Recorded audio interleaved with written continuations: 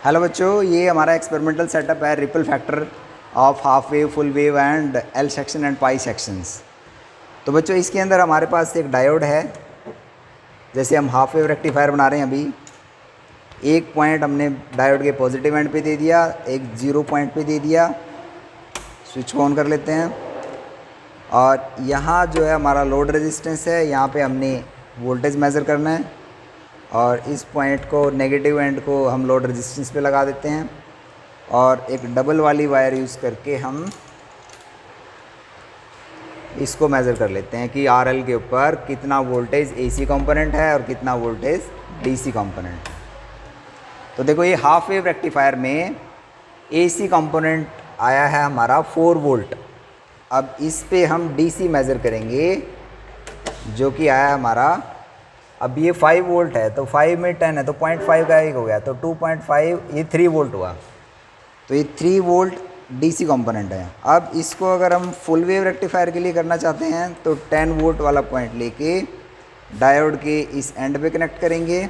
ये ऑन कर देते हैं पॉजिटिव एंड पे, और इसका जो पॉइंट है आगे इससे कनेक्ट कर देंगे नेगेटिव नेगेटिव का आपस में थ्रू दिस डबल वायर, और ये आगे कनेक्ट हो ही रखा है। तो इसमें जैसे कि डीसी वोल्ट है इसमें बढ़ गया है, तो ये करीब करीब 5 वोल्ट तो ये है, तो 6.5 वोल्ट डीसी कंपोनेंट है। और इस पे एसी कंपोनेंट अगर हम मेज़र करना चाहते हैं तो यहाँ लगा देंगे एज इट इज़। तो ये बेसिकली 3 वोल्ट है। तो हाफ फुल वेव रेक्टिफायर का जो रिपल फैक्टर है वो 0.5 के आसपास आ गया। तो फुल वेव रेक्टिफायर का 0.5 आया है, हाफ वेव रेक्टिफायर का 1.21 के आसपास आता है। अब हम इसको एल सेक्शन पे जाएंगे। एल सेक्शन में क्या है, ये जो डायोड वाला जो कनेक्शन है इसको डायरेक्ट यहाँ ना ले जाकर, ये जो कनेक्शन हमने किया हुआ ना,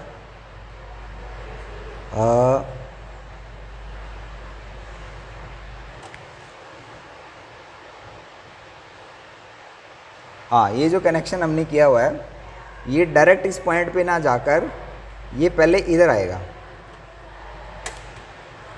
पहले यहाँ आएगा और उसके बाद फिर ये आगे जाएगा, फिर ये यहाँ कनेक्ट कर लेते हैं। चलो इसको एल बन गया ये, राइट। अब यहाँ पर हम AC and DC component measure करेंगे। तो देखो एसी कंपोनेंट तो इसमें 3 वोल्ट से 0.2 कम है, क्योंकि एक पूरा 2 वोल्ट का है तो 10 डिवीज़न है तो 0.2 कम है, राइट। और डीसी कंपोनेंट इसमें हम मेज़र करेंगे तो क्या आएगा, ये 5.5 वोल्ट है। तो डीसी कंपोनेंट थोड़ा सा बढ़ गया इसमें। एल सेक्शन एक्चुअली हमने ऑन नहीं किया, अब बढ़ेगा, राइट। तो ये देखो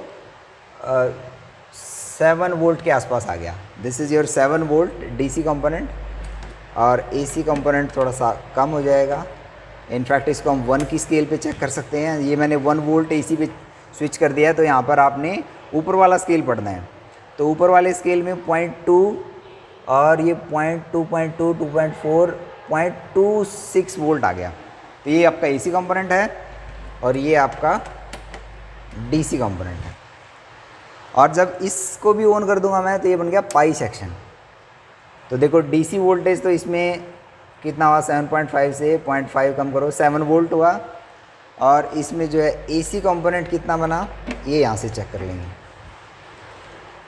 ये बना बच्चों 0.6 वोल्ट बना।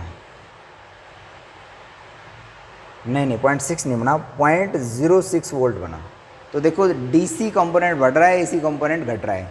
तो जैसे जैसे हम full wave, half wave rectifier, full wave rectifier, L section और पाई सेक्शन पे स्विच करते हैं तो उसमें डीसी जो कंपोनेंट है वो तो बढ़ता है और एसी कंपोनेंट जो है वो घटता है। तो रेशियो जो बेसिकली है वो एक छोटा नंबर आता जाता है। तो हाफ वेव रेक्टिफायर का जो रिपल फैक्टर है वो 1.21 आया था, फुल वेव रेक्टिफायर का करीबन 0.5 आया है, और ये जो एल सेक्शन है और पाई सेक्शन है उसका और भी छोटा वैल्यू आता जाएगा, जैसे हमने रीडिंग्स लिया है और उसको डिवाइड कर लेंगे।